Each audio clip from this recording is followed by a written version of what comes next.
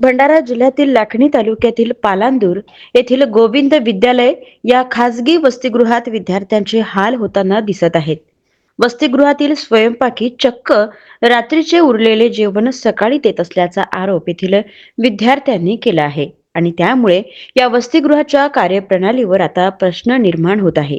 समाज कल्याण विभागाच्या वतीने या वसतिगृहांवर मोठा खर्च केला जातो, मात्र व्यवस्थापन मंडळाने विद्यार्थ्यांच्या सोयी सुविधांवर दुर्लक्ष होताना दिसून येत आहे आणि त्यामुळे आता तरी प्रशासनाने या वसतिगृहाची तपासणी करत विद्यार्थ्यांना योग्य सोयी पुरवाव्या अशी मागणी विद्यार्थ्यांकडून होत आहे. काय नाव तुझं आणि कुठं शिकतोस, कुठं राहतोस आणि हॉस्टेलमध्ये किती वर्षापासून राहतोस?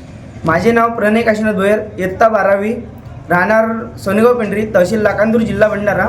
मी गोविंद विद्यालय तथा कनिष्ठ महाविद्यालय पालांदूरमध्ये शिक्षण घेत आहे. माझे शिक्षण 12वी चालू आहे सध्या. मी गोविंद विद्यालय वसतिगृह येथे माझं 5 ते 12पर्यंत शिक्षण चालू आहे. काय इथं काय समस्या काय आहेत? जेवणाची समस्या काय आहे? इथं राहण्याची सुखसुविधा कशी आहेत? समस्या म्हणजे स्वच्छ नाही हॉस्टेल, वरून बाई जी आहे त्या बाईची समस्या आहे आमची. बाई म्हणजे थोडा अरेराऊपणा, अजून जे मिळते त्यामध्ये थोडा कमी करणं.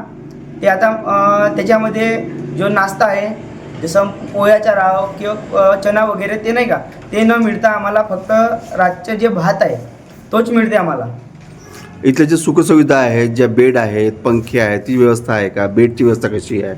बेडची व्यवस्था म्हणजे बेड म्हणजे हे जुनेच आहेत. बेड म्हणजे स्टार्टिंग हॉस्टेल जसं चालू झालं त्यामध्ये तेव्हापासून आम्हाला बेड चेंज मिळाला नाही. 7 वर्ष पण झाले बेड चेंज मिळाला नाही आम्हाला. आरोग्याची तुमची काळजी होते का? आरोग्याची काळजी, प्रथमोपचार पेटी पण नाही, काही नाही. सरकारी दवाखान्यात ताप वगैरे आला, सर म्हणजे अधीक्षक आहेत, चपरासी आहेत, ते आम्हाला थोडा मदत करतात.